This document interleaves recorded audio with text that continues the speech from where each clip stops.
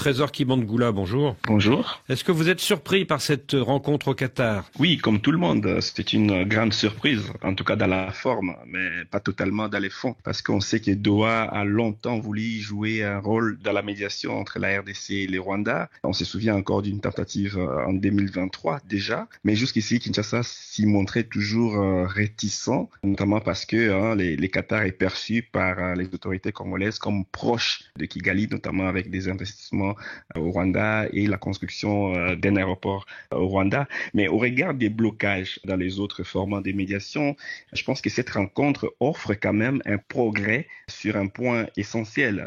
Elle permet aujourd'hui aux deux chefs d'État de se parler directement et c'est la première fois depuis des mois que Tshisekedi et Kagame se retrouvent face à face dans un cadre où ils peuvent discuter sans intermédiaires régionaux. Il y a 3 mois, une rencontre entre les deux présidents était déjà prévue. C'était à Luanda, mais à la dernière minute, Paul Kagame avait renoncé à y aller. Pourquoi ça a marché hier ? Plusieurs éléments ont évolué depuis décembre. Les contextes militaires et diplomatiques a basculé. En décembre, Kinshasa refusait encore totalement l'idée de négocier avec les M23. Kigali, de son côté, posait comme condition sine qua non des négociations directes entre le gouvernement congolais et les M23, ce que Tshisekedi refusait. Donc, beaucoup de choses ont évolué. Les rapports des forces ont changé sur le terrain. Fin janvier, le M23 a pris les contrôles des Goma, puis en février, Bukavu est tombé aussi. L'armée congolaise n'a pas réussi à reprendre l'initiative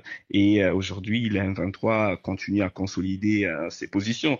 Et sur le plan diplomatique, Kinshasa a finalement accepté l'idée de ces dialogues directs avec les M23 et de l'autre côté, on voit aussi toutes ces sanctions qui tombent sur le Rwanda. Donc je pense que face à cette situation, les deux parties avaient finalement plus d'intérêt à parler aujourd'hui qu'en décembre. Dans le communiqué final d'hier soir, les deux chefs d'État insistent sur le processus conjoint, le processus fusionné que l'organisation EAC des pays d'Afrique de l'Est et l'organisation SADC des pays d'Afrique australe ont mis en place le mois dernier à Dar es Salaam en faveur de la paix au Congo. Pourquoi cette attention particulière ? Je pense que l'initiative de Luanda n'avait pas vraiment réussi à avoir une confiance de la part de Kigali. Elle était portée par l'Angola de manière plus ou moins isolée. Et aujourd'hui, Doha ne cherche pas à créer un énième format parallèle de médiation parce que lorsqu'on lit les communiqués qataris, on voit très bien effectivement que ce sont les discussions sous l'égide de l'EAC et de la SADC qui sont encouragées, ce qu'on appelle aujourd'hui les processus fusionnés. Je pense que ces choix peut s'expliquer par plusieurs facteurs, parce que il correspond aux préférences de Kigali qui a toujours misé sur ces processus fusionnés pour gérer la crise parce que Kigali a une certaine influence sur l'EAC. Deuxième chose, c'est que ces choix des Doha de préférer les processus fusionnés permettent d'éviter un affrontement entre plusieurs initiatives concurrentes parce qu'on était un peu dans une cacophonie d'initiatives de médiation. Avec Doha, maintenant, on essaie de proposer une ligne et c'est les choix des processus fusionnés. Est-ce à dire que les premières négociations directes entre le gouvernement congolais et le M23 n'auront pas lieu à Luanda, sous l'égide de l'Angola, mais quelque part ailleurs, en Afrique, sous l'égide de ce processus fusionné entre l'EAC et la SADC ? Ça devient vraiment très difficile d'envisager la médiation angolaise reprendre la main à cause de ces déficits de confiance, surtout du côté du M23 et de Kigali. Mais comme les deux parties doivent se parler et qu'il y a eu un progrès avec la rencontre de Paul Kagame et de Félix Tshisekedi à Doha, on pense que les processus pourraient continuer peut-être en marge des discussions EAC-SADC qui se tiennent dans le cadre de ces processus fusionnés. Trésor Kibandgoula, merci.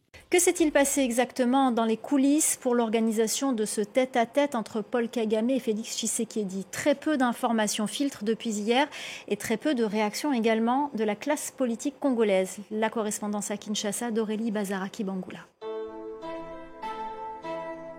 Au cœur de l'Afrique se trouve un minéral discret qui joue un rôle essentiel dans le système de santé du continent. Le coltan, utilisé dans les technologies, a un impact profond sur le domaine médical. On extrait le tantal, essentiel pour les équipements médicaux avancés. Sa biocompatibilité améliore les soins de santé. Dans le domaine médical, le coltan est un véritable allié silencieux. Sa résistance à la corrosion et sa biocompatibilité en font un matériau idéal pour la fabrication d'implants médicaux. Qu'il s'agisse de prothèses de hanche ou d'implants dentaires, le coltan améliore la qualité de vie des patients. Mais les applications du coltan vont bien au-delà des implants. Ce métal polyvalent est également essentiel dans la fabrication d'équipements de diagnostic de pointe comme les scanners IRM et les appareils à rayons X. Sa fiabilité et sa durabilité en font un choix judicieux pour les équipements médicaux, garantissant des performances optimales et une durée de vie prolongée. Dans le vaste continent africain, où les distances et l'accès aux soins de santé peuvent être un défi majeur, le coltan joue un rôle essentiel en connectant les patients et les professionnels de la santé. Les téléphones portables, rendus possibles grâce aux condensateurs au tantal, permettent aux agents de santé de transmettre des informations vitales.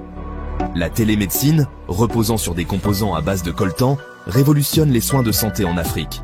En connectant médecins urbains et patients ruraux, elle améliore l'accès aux soins spécialisés. Chapitre 4. L'ombre du coltan. Conflits et exploitation. Malgré son rôle vital dans le progrès médical, l'exploitation du coltan est entachée de controverses, en particulier dans l'est de la République démocratique du Congo.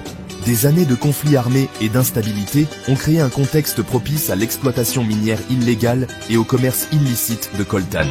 Des groupes armés, attirés par les profits lucratifs du commerce du coltan, contrôlent souvent les mines et exploitent les travailleurs, y compris les enfants. Les recettes de la vente du coltan servent à financer les conflits, alimentant un cycle de violence et d'instabilité qui dévaste les communautés locales. La communauté internationale a pris des mesures pour lutter contre le commerce illicite de coltan, notamment en mettant en place des initiatives de traçabilité et en encourageant l'approvisionnement responsable. Chapitre 5. Un avenir durable pour le coltan et la santé en Afrique. L'exploitation du coltan peut contribuer au développement économique et social de l'Afrique.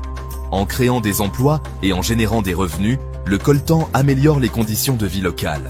Il est essentiel de garantir une exploitation responsable et durable, en minimisant l'impact environnemental et en maximisant les bénéfices pour les communautés. Cela implique des pratiques responsables et des investissements dans l'éducation et la santé. Conclusion. Le coltan, un catalyseur pour un avenir plus sain en Afrique.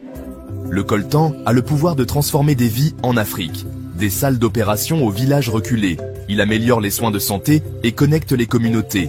En travaillant ensemble, gouvernements, entreprises et communautés locales peuvent créer un avenir prospère et sain pour tous les Africains. Investissons dans des solutions durables et promouvons la transparence pour réaliser le potentiel du coltan.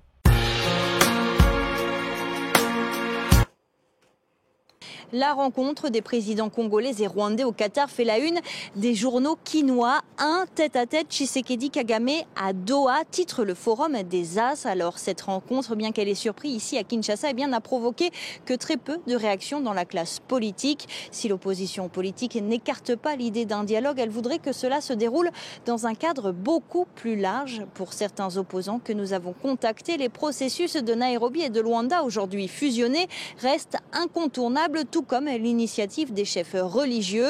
La Senko-ECC a lancé de vastes consultations dans le but de réunir tous les Congolais autour d'une même table. Alors du côté de la présidence congolaise, un communiqué confirme que Félix Tshisekedi et Paul Kagame ont convenu de poursuivre les discussions en vue d'un règlement durable du conflit. Une source proche du dossier explique aussi que pendant cet entretien de Doha, qui a duré environ 45 minutes, des vérités ont été dites, que ce soit sur le retrait des troupes rwandaises du sol congolais que sur la neutralisation des FDLR, un groupe armé dont certains membres à l'origine ont participé au génocide de 1994.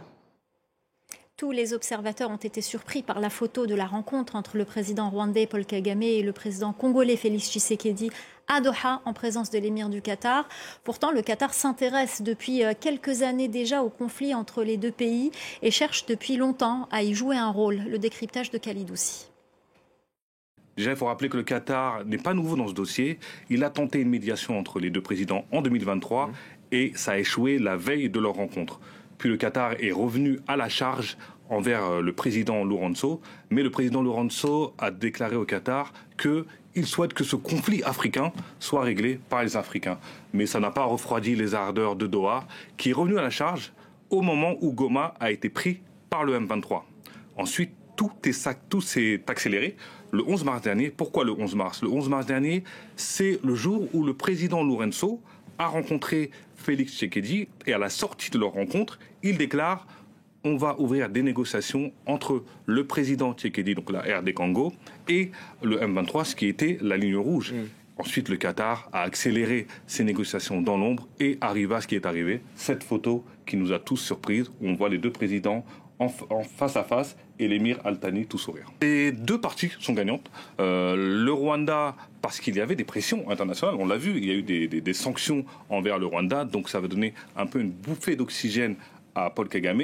Et de son côté, Félix Tshisekedi, lui, avait une pression populaire, une pression du M23 sur le terrain. Et n'oublions pas aussi la récente sortie de Joseph Kabila, l'ex-président. Joseph Kabila a fait une sortie en disant que Félix Tshisekedi était responsable de la situation. Donc les deux parties sont gagnantes. Donc on va voir ce que ça va donner dans les prochaines semaines, parce que on l'a vu, hein, ce conflit, du jour au lendemain, il peut se passer beaucoup de choses. Mais c'est vrai que cette photo, on peut dire que c'est une photo qui va rentrer dans l'histoire, parce que ça faisait un moment que Luanda souhaitait réunir les deux présidents, et on peut dire que c'est vraiment un échec pour Luanda. Pour l'instant, Luanda n'a pas réagi et le M23 n'a pas réagi. Mais l'information que je peux vous donner, c'est que le M23 et Corneille Nangaa, le président de sa branche politique, a donné son accord de principe pour envoyer une délégation du M23 à Doha pour négocier.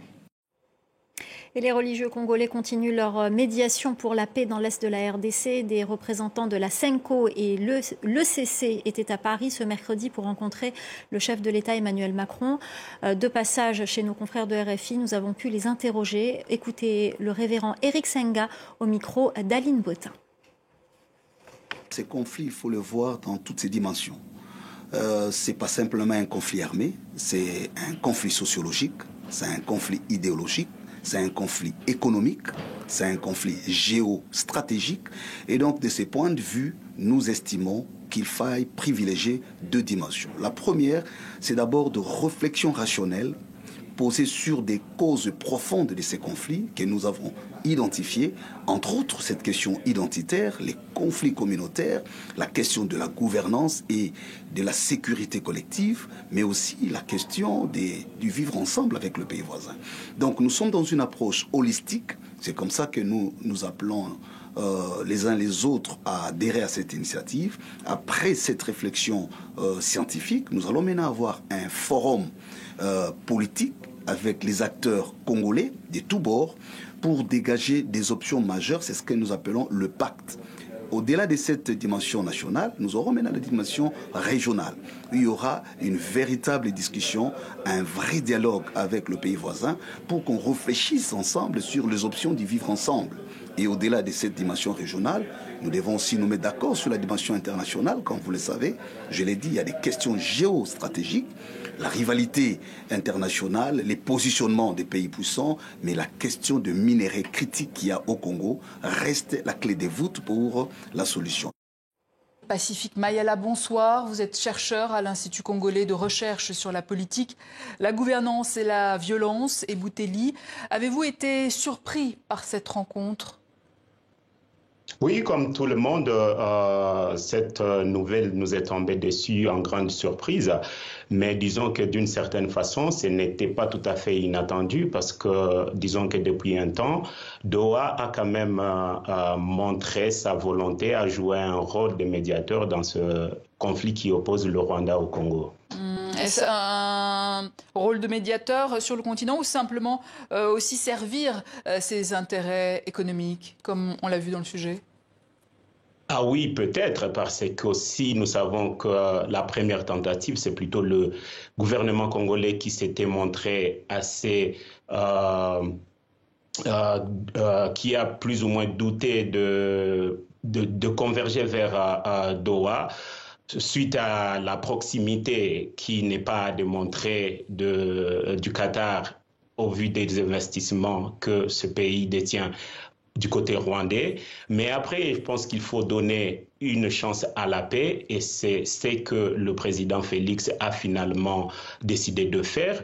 Dans un premier temps, oui, je pense que ça ne serait pas désintéressé à 100% du côté qatari, mais quand même que le président Kagame se soit retrouvé face au président Félix, je pense que c'est une opportunité qui vaut la peine d'être exploitée. Et qu'en est-il des intérêts économiques à travers l'enjeu des minerais des présidents congolais et rwandais, comme l'évoque l'opposition congolaise? Je ne pense pas que ça soit tout à fait prouvé. Oui, à un moment donné, il y a eu des rapprochements entre Doha et Kinshasa dans le cadre des collaborations et d'autre part avec le Rwanda pour la mise sur pied des raffineries, notamment de l'or qui provenait des provinces proches du Rwanda. Mais après, je pense qu'il faudrait voir au-delà des intérêts économiques, parce qu'à ce stade, que ce soit les processus de Luanda, que ce soit des processus de Nairobi, quelque part, c'est pays qui accueillent les médiations, ils sont aussi pour certaines rétributions, que ce soit d'intérêt économique ou politique. Dans un premier temps, je pense qu'ici, il faudrait beaucoup plus encourager cette initiative dans le sens où elle nous offre une opportunité à avoir les armes s'éterre sur le terrain et que les populations puissent recouvrir la vie normale. Et après cette rencontre de Doha, est-ce que ça veut dire que celle de Luanda entre les autorités de Kinshasa et le mouvement politico-militaire AFC M23 n'a plus lieu d'être? Alors, je pense que le processus de Luanda, plus précisément, c'est un processus qui souffrait déjà, d'une part, le fait que le président Kagame l'ait récusé. Pour qu'il y ait médiation ou pour qu'il y ait dialogue, il faut deux parties autour d'une table. Et je pense que du côté de Doha, ce n'est pas une ouverture ou une proposition d'une toute nouvelle initiative, mais plutôt une recommandation à pouvoir converger avec la fusion de Luanda et de Nairobi.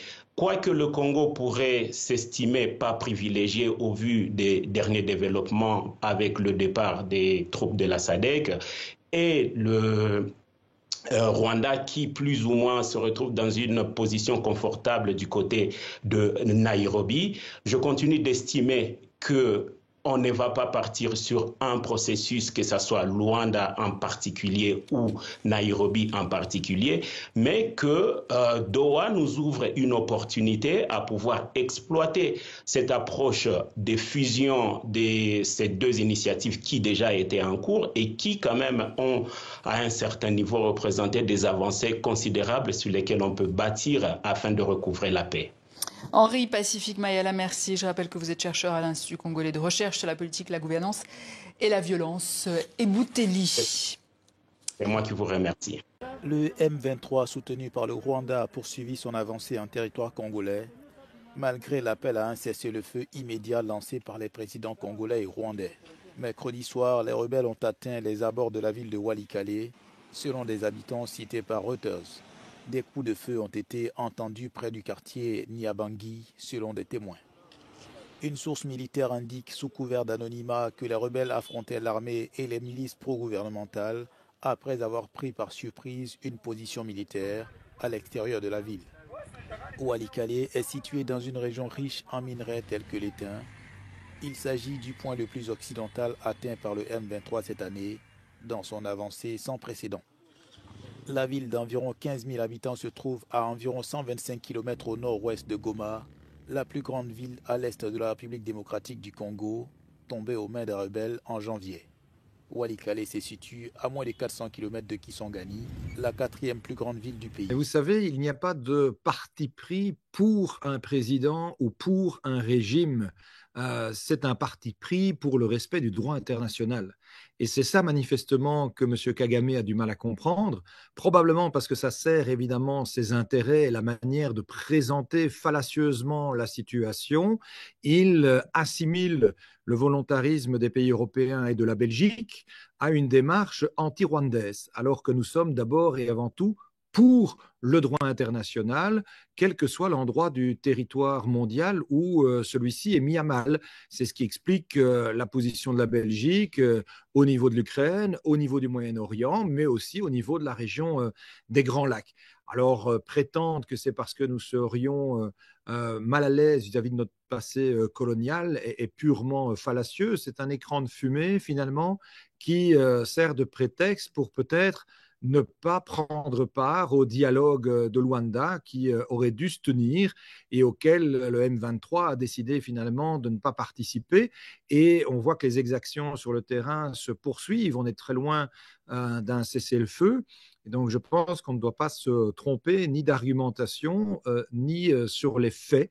Notre volonté, c'est uniquement de restaurer effectivement l'intégrité du territoire de chacun et de garantir surtout la sécurité de tous. Le M23 a réagi à ces sanctions qui ont été prises contre des officiers en disant mais finalement c'est une démarche qui est contradictoire, on ne peut pas nous inviter à la table des négociations et en même temps nous sanctionner. Qu'est-ce que vous répondez à cette réaction ?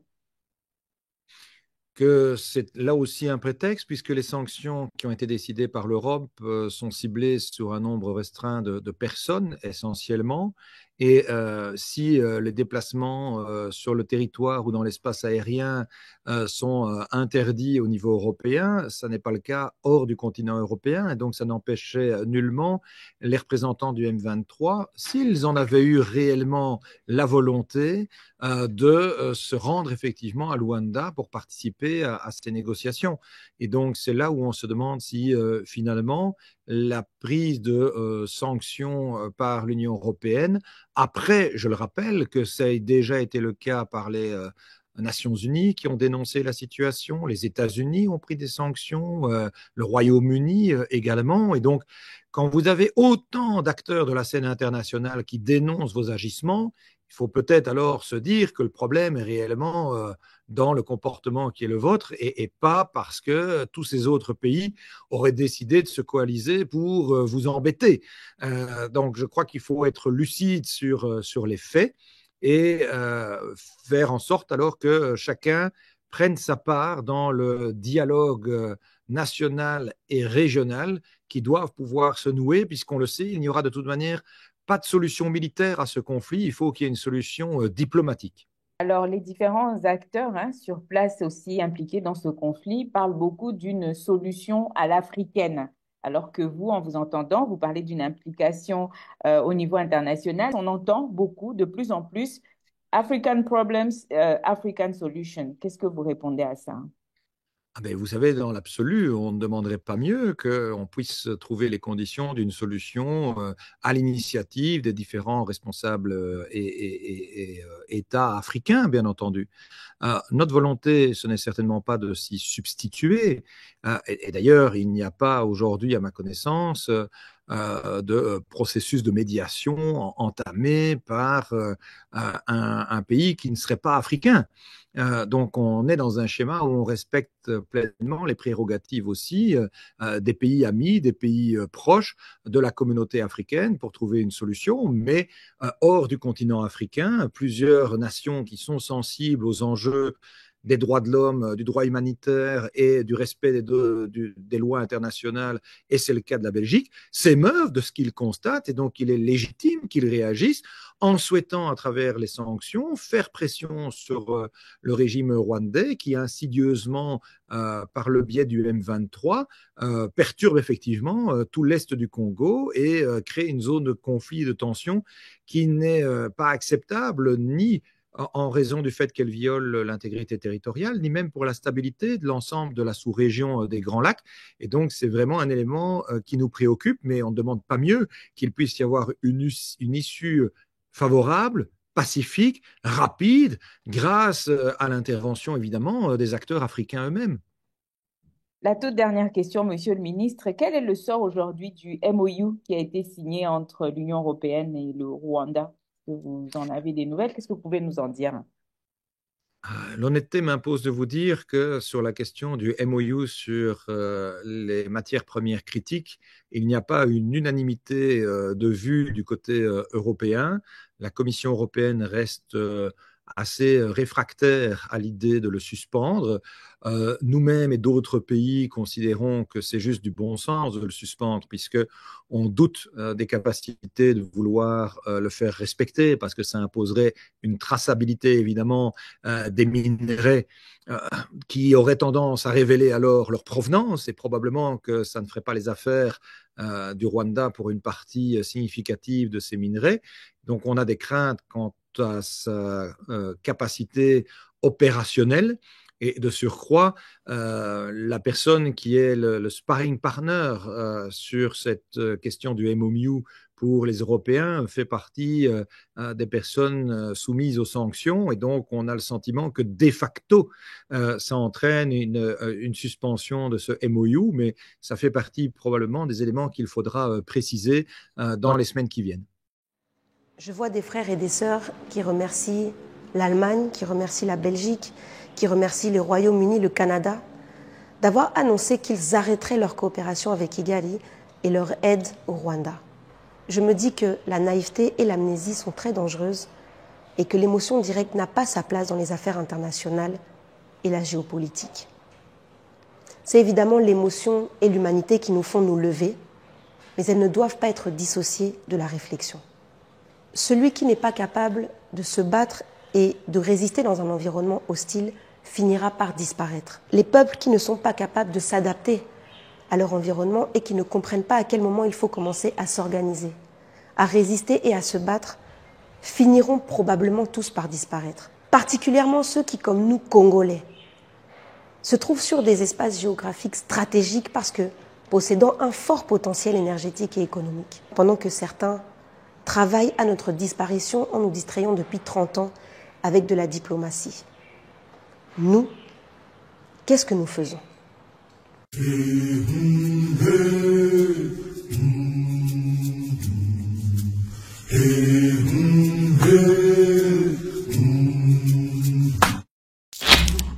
Mbote, Bapapa, Bamama, je m'appelle Maud Salomé Ekila. Je suis porte-parole internationale de l'organisation Urgence panafricaniste présidée par Kémy Séba. Ce qui a toujours permis aux puissances occidentales de nous détruire et de profiter de nos richesses ou de notre force de travail. C'est la capacité qu'ils ont à réussir à nous faire nous diviser entre nous. L'ironie et l'esclavagisme mental provoqué par l'impérialisme, la colonisation, la néocolonisation aujourd'hui, c'est quand nous, Congolais, nous sautons de joie que les chefs d'orchestre du Génocoste, le génocide des Congolais, que les chefs d'orchestre de notre chaos sanctionnent et coupent leurs aides à leurs petits poulains rwandais, alors que c'est eux-mêmes, grandes puissances, qui sont à la base de tout ce massacre. Et les gens pensent que nous faisons un pas vers l'avenir et que nous avançons, alors que pendant ce temps-là, ces puissances sont, elles, déjà en train d'organiser la continuité de ce pillage massif de nos minerais. Un pillage qui, on le rappelle, les enrichit d'abord, eux, en milliards.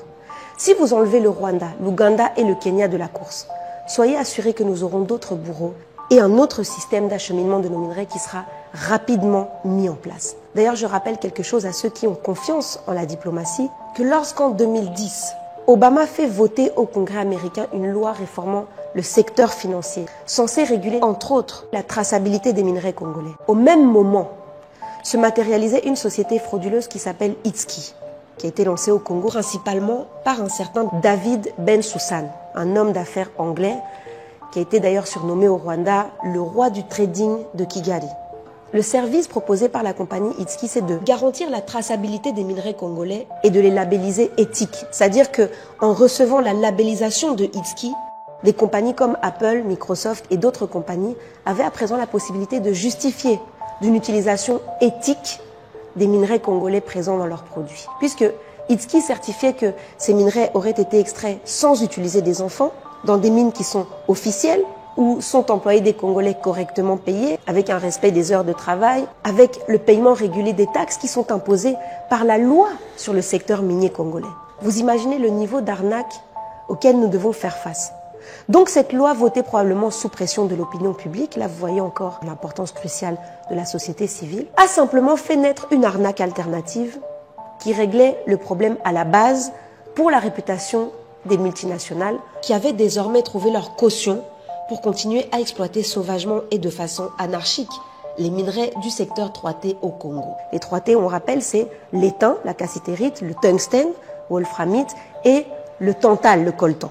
Évidemment, les conditions horribles dans les mines et les massacres continuaient tranquillement. Mais comme Itzki a labellisé, Musk et toute leur clique de patrons de multinationales étaient soudainement couverts. Dès le démarrage de Itzki, je cite, « Les exportations de minerais 3T de MSA, qui est une autre compagnie appartenant à David Bensoussan, mais cette fois-ci basée au Rwanda, ont grimpé en flèche avec, je cite, des minerais officiellement certifiés comme des minerais rwandais. » John Crowley et Chris Huber, deux autres personnages tout aussi crapuleux que David Bensoussan, sont aussi impliqués dans le trafic organisé par le gouvernement américain sous couvert de Itzki.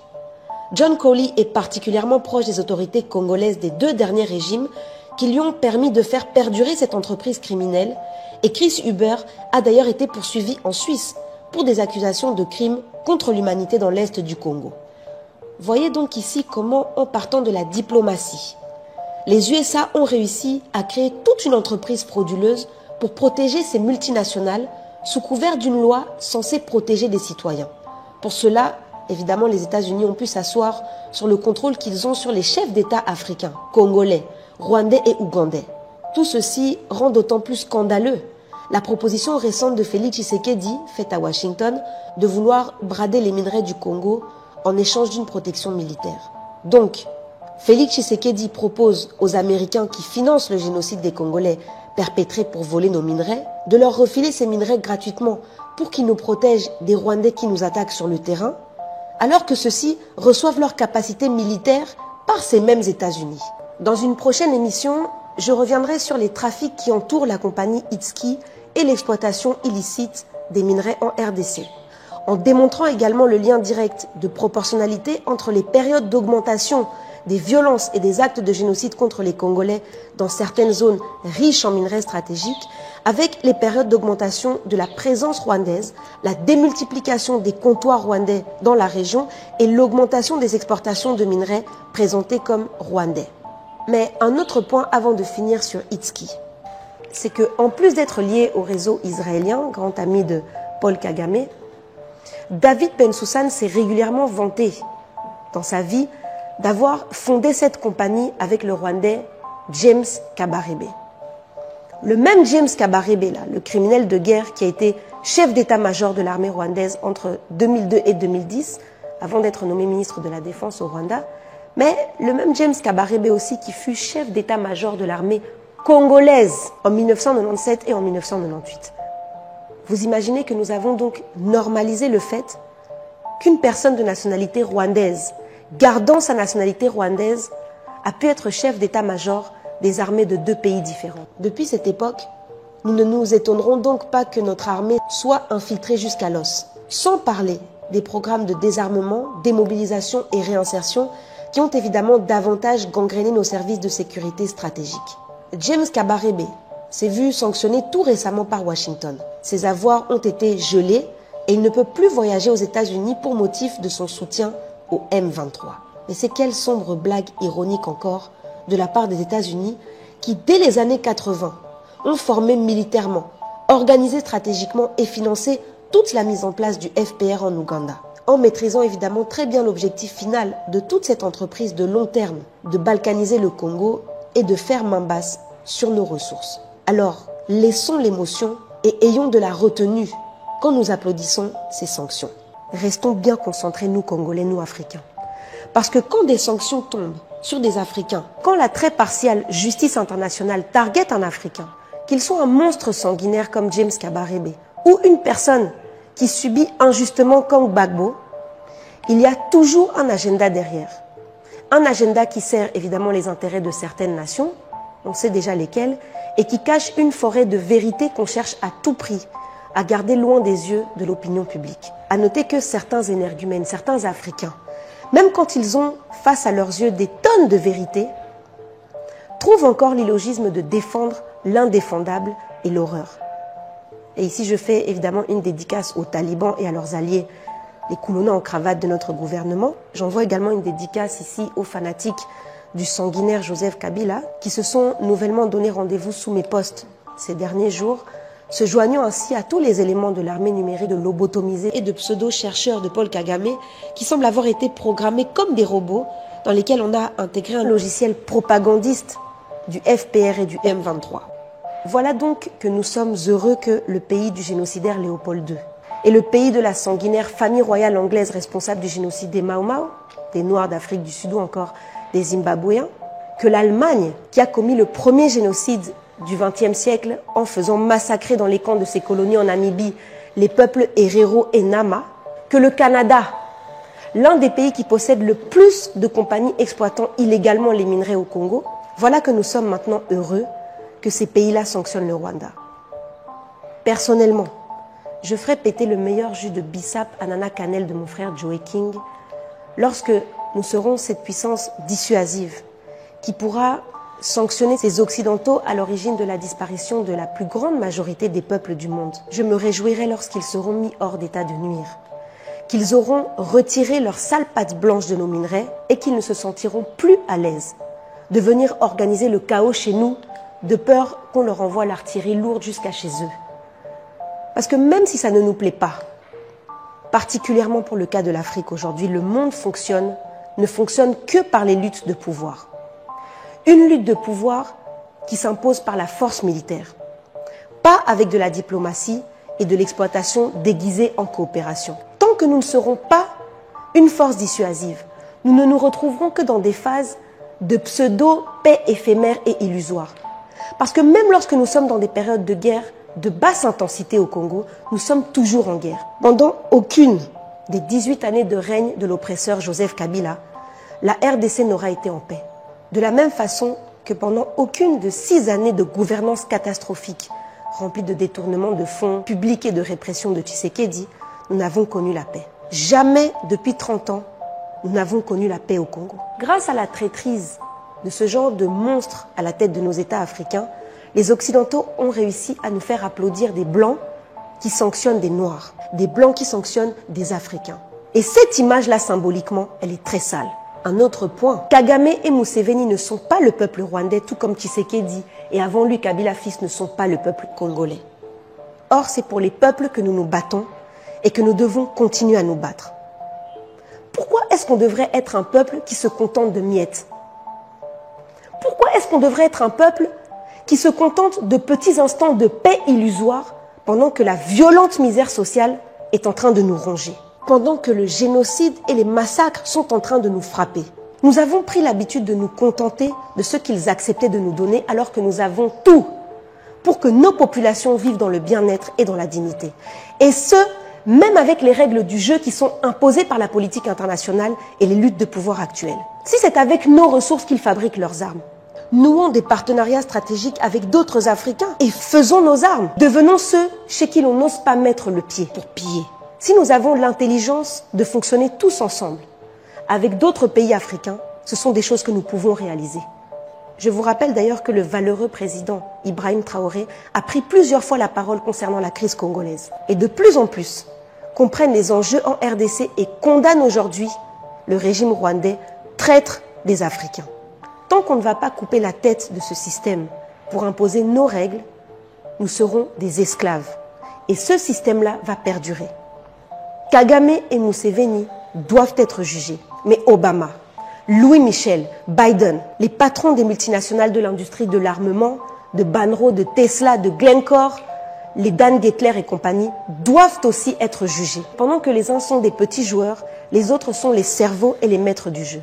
Nous avons la capacité, même si beaucoup n'y croient pas encore, de devenir des nations puissantes. Comprenons que c'est notre seule façon de protéger les générations à venir. Pour tous les Congolais qui cherchent à s'organiser pour lutter pour la souveraineté de notre pays. Bandeko, vous voyez comme les temps sont durs. Soyez intègres, sachez vous lever pour vous battre. Soyez déterminés et surtout, ne laissez jamais personne vous acheter. Ba Congolais biso nyoso totelema.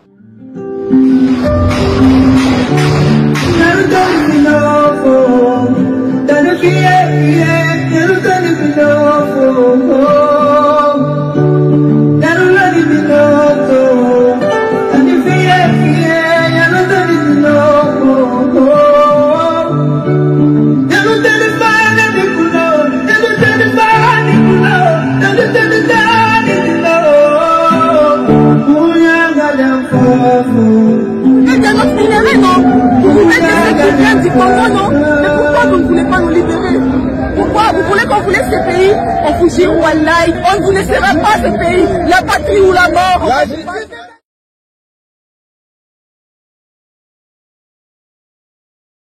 Et donc notre invité en plateau, Romain Gras, bonjour. Vous êtes journaliste chez Jeune Afrique. Le Qatar signe là un gros coup diplomatique. Il faut attribuer à Doha ce succès?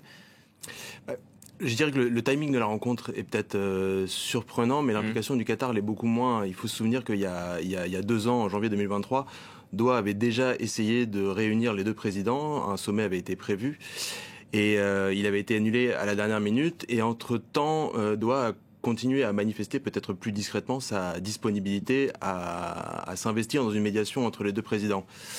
Et ce qui s'est passé, c'est que depuis la prise de Goma, les efforts se sont visiblement intensifiés. Le ministre des Affaires étrangères du Qatar s'est rendu notamment au Rwanda et en RDC après la prise de Goma par le M23.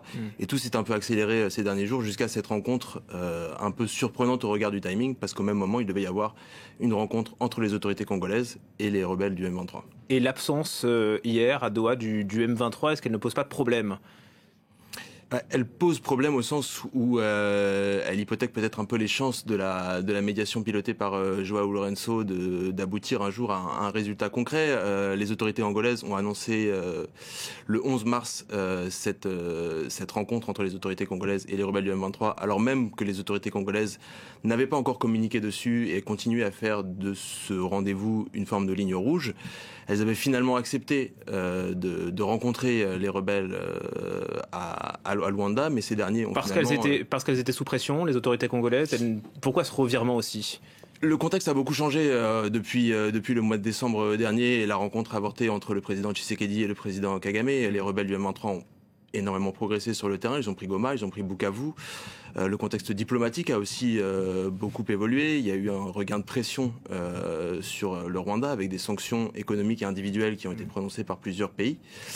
Donc ça a mis un peu de pression peut-être aussi sur le Rwanda. Et de l'autre côté, Félix Tshisekedi s'est un peu retrouvé à court d'options militaires sur le terrain. On l'a vu encore dernièrement avec le retrait annoncé de la SAMI d'IRC.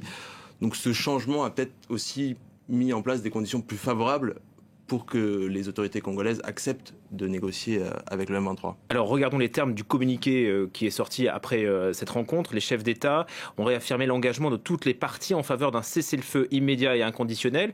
Aurélie Bazaraki-Mangula, notre correspondante à Kinshasa, nous disait que c'était la même formule qui avait été utilisée lors du dernier sommet de la SADC. Ça n'avait rien donné par la suite. Non, je pense qu'il faut rester assez mesuré sur l'efficacité des cessez-le-feu. Il y en a eu plusieurs ces 3 dernières années. Ils ont été à chaque fois pas respectés par les parties dans le conflit. Donc, ce qu'il faut retenir, je pense, du communiqué qui est parti hier, c'est qu'il renvoie aussi les deux acteurs au processus conjoint entre l'EAC et la SADC.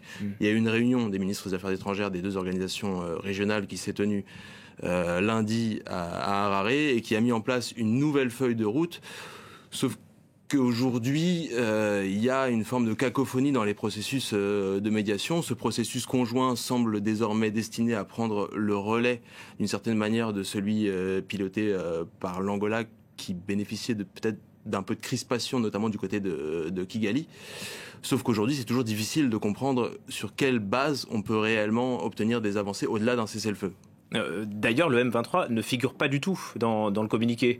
Moi, j'ai du mal à le comprendre, ça. Ça veut dire quoi ? Est-ce qu'il faut lire entre les lignes ? Est-ce qu'il faut lire que le Rwanda remplace là le M23 dans son implication dans cette guerre ?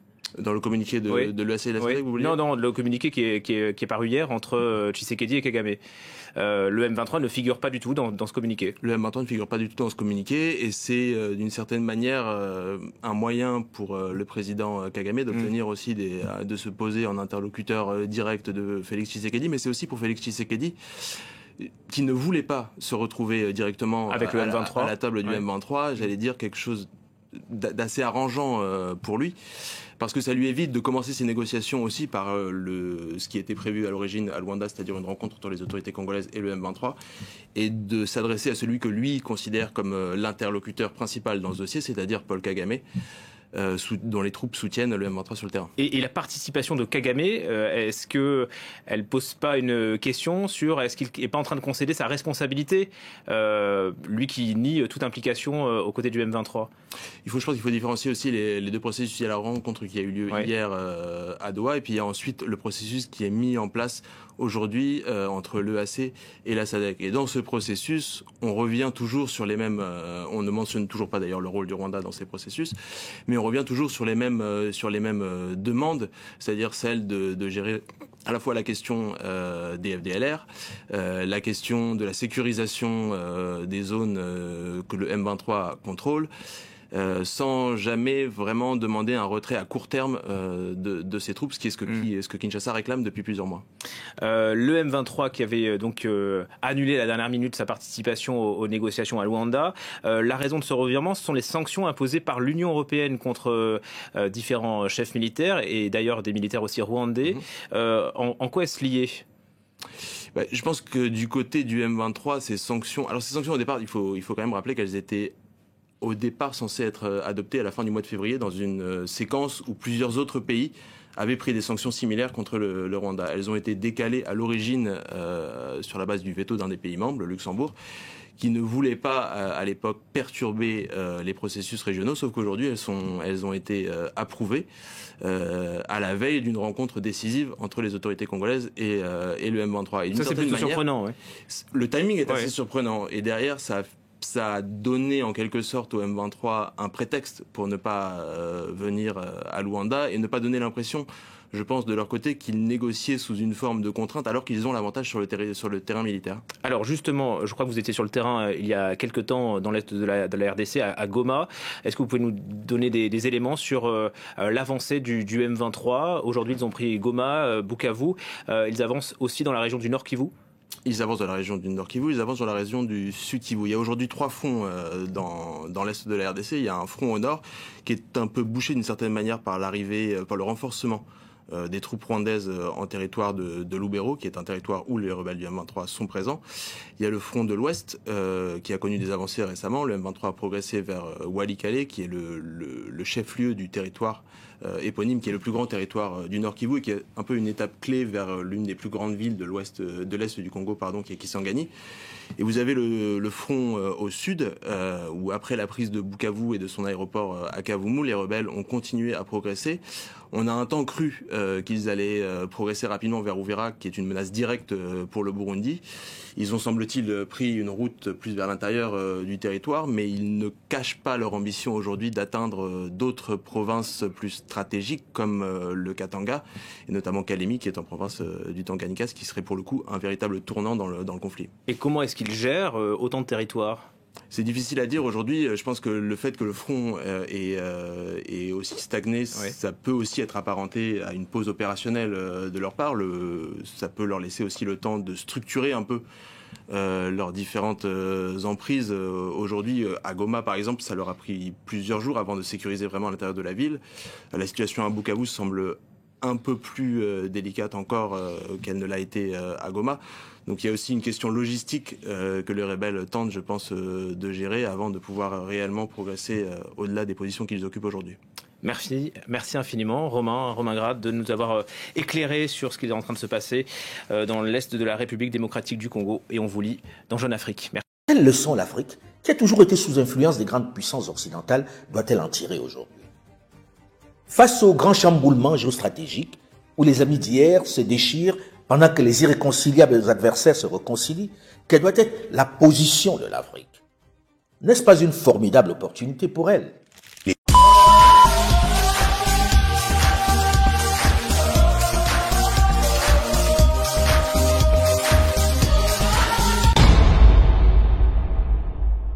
En RDC, les armes qui s'expriment donc toujours dans l'est du pays, malgré cette rencontre mardi au Qatar, lors de laquelle les chefs d'État congolais et rwandais se sont à nouveau prononcés en faveur d'un cessez-le-feu.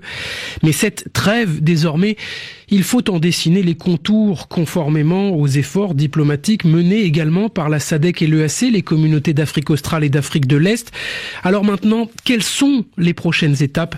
On voit ça concrètement avec Patient Ligodi. Beaucoup reste à construire. D'abord, la confiance entre Kinshasa et Kigali. Une confiance fragile que l'émir du Qatar tente de renforcer en maintenant un dialogue régulier entre les deux parties. Ensuite, il y a l'appui à la mise en œuvre de ce qu'on peut désormais appeler le processus de Dar es Salaam. Et pourquoi ces noms? Parce que c'est dans la capitale tanzanienne que le 8 février dernier, les chefs d'État de la SADC et de l'EAC ont annoncé la fusion des processus de Nairobi et de Luanda. Objectif, unifier les efforts régionaux pour pacifier l'Est de la RDC. Mais la fusion reste à formaliser et d'ici au 31 mars, le président en exercice de la SADC, Emmerson Mnangagwa, et celui de l'EAC, William Ruto, doivent se rencontrer pour entériner cette fusion. Ils doivent aussi échanger avec les 3 facilitateurs désignés pour accélérer le dialogue politique. Uhuru Kenyatta, ancien président du Kenya, Olusegun Obasanjo, ex-président du Nigeria, et les Africains sont des grands affectifs, et donc il y avait un certain amour pour la France. Et ce que j'ai remarqué, et c'est pour ça que j'ai écrit ce livre en particulier, c'est que cet amour a disparu. C'est pas de la haine forcément, mais c'est de la méfiance, comme si nous étions devenus toxiques, comme si l'Occident est ce qu'il véhiculait, culture woke, LGBT, le côté permissif. Et le double standard. Complètement.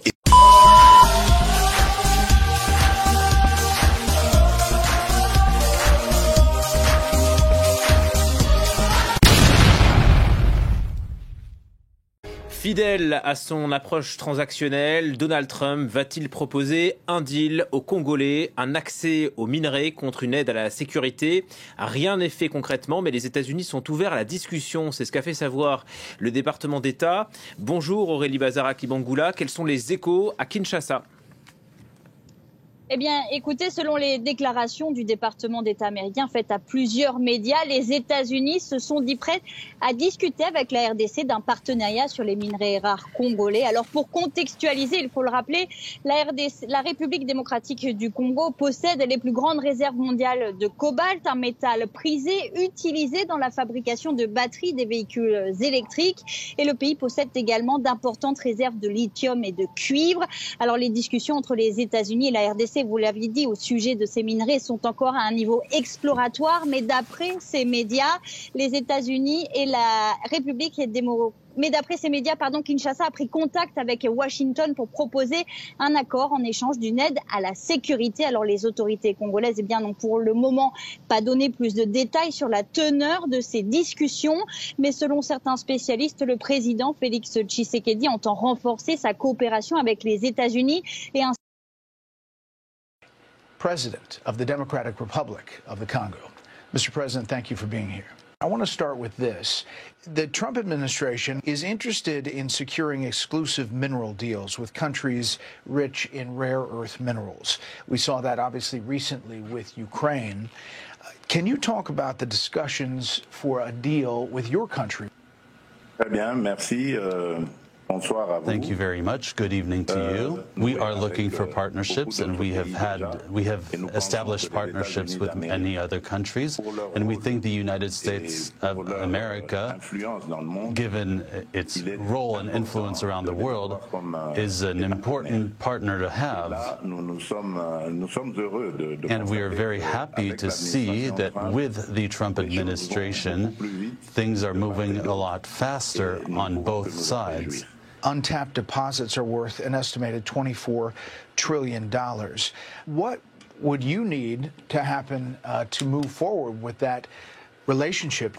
We want to extract these minerals, but also process them, as this would create a lot of jobs. And we want a partnership that will provide lasting peace and stability for our countries, which we need. It's a dangerous place, the Congo.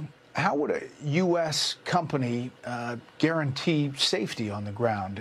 We can build our defense and security capabilities. And I think that the U.S. is able to use either pressure or sanctions to make sure that armed groups who are in the DRC can be kept at bay. Mr. President, the United States has been concerned about China's influence in Africa, particularly in the DRC. How would you manage this relationship with Beijing while maintaining ties with the U.S. that you obviously want to expand? Dit que la nature a horreur du vide. Nature abhors a vacuum, as the saying goes. It's not that China is waxing in Africa. It's more that America is waning in Africa, and we would be very happy to have our American friends here who used to be more present than China in the 70s and 80s. How do you think a minerals deal, if it comes to fruition, would benefit Americans? Silicon Valley companies know exactly what I mean. And so I think this partnership will help these industries develop more and more innovative products. I want you to address, if you could, and talk about the fighting in eastern DRC, and how do you intend to resolve it? The DRC has a neighboring country called Rwanda, which about 30 years ago experienced a genocide. The international community at the time asked us to open our borders to receive droves of refugees who were fleeing the fighting and the massacres. And since then, unfortunately, this hellish situation that was in Rwanda at the time has seeped into the Democratic Republic of the Congo. That is why we insist on having sanctions. Last thing, Mr. President, it has been 50 years since one of the greatest sporting events involving U.S. athletes, the Rumble in the Jungle. It took place in your capital, Kinshasa. 1 billion people watched Muhammad Ali, expected to lose, defeat George Foreman in that fight. Can you talk about the legacy of that fight for your country and the United States? Yes, of course. We still remember this event really galvanized the people and had everybody's attention. They were training here. And every time they went somewhere, people knew about it.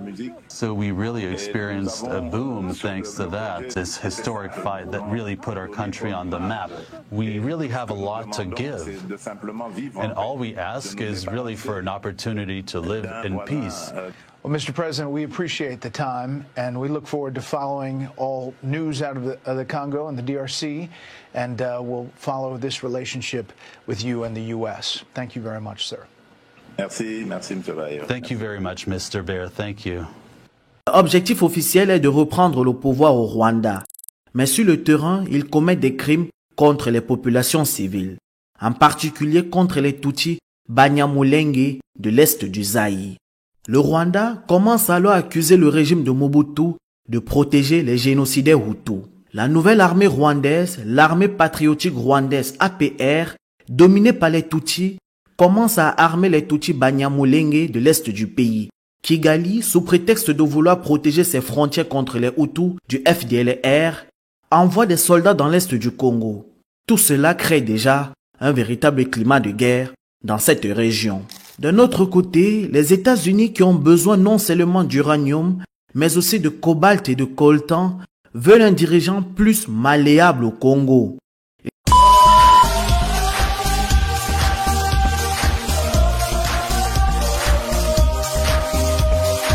En janvier 2005, la commission électorale envisage publiquement un report de la date de l'élection présidentielle. Cette annonce déclenche des émeutes à Kinshasa et pousse plusieurs groupes armés à prendre les armes. Au nord-est, la Lord Resistance Army et à l'est, les Mai Mai, le RCD Goma et surtout le Congrès national pour la défense du peuple, CNDP. Le CNDP est une milice créée en juillet 2006 par Laurent Kunda, un général d'armée congolais d'origine Tutsi. Officiellement, le CNDP se donne pour objectif la défense de la communauté Tutsi et la neutralisation des forces démocratiques de libération du Rwanda, FDLR, composant en grande partie de Hutus ayant fui le Rwanda après le génocide de 1994.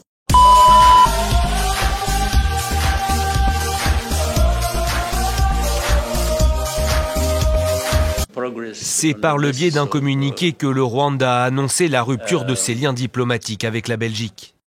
Aujourd'hui, la Belgique a clairement pris parti dans un conflit régional et continue à se mobiliser systématiquement contre le Rwanda dans différents forums, utilisant mensonges et manipulations pour créer une opinion hostile injustifiée à l'égard du Rwanda, dans le but de déstabiliser le pays et la région. Ce conflit régional, c'est celui qui oppose depuis des années en RDC les forces gouvernementales aux rebelles du M23 soutenus par le Rwanda. Conséquence de cette rupture des relations diplomatiques, tous les diplomates belges présents sur le sol rwandais ont 48 heures pour quitter le pays. Une décision que la Belgique regrette, elle a pris des mesures réciproques. Les diplomates rwandais sont désormais persona non grata sur le territoire belge. Cette décision est disproportionnée et illustre que lorsque nous sommes en désaccord avec le Rwanda, ils préfèrent ne pas dialoguer. Ancienne puissance coloniale, la Belgique a administré le Rwanda de 1920 à 1962, date de l'indépendance du pays. Entre Kigali et Bruxelles, le torchon brûlait déjà depuis plusieurs mois. Tensions qui ont franchi un nouveau cap ce lundi lorsque l'UE, sous la pression du gouvernement belge, a adopté des sanctions contre 9 Rwandais, parmi eux 3 hauts gradés, accusés de violer la souveraineté de leurs voisins congolais.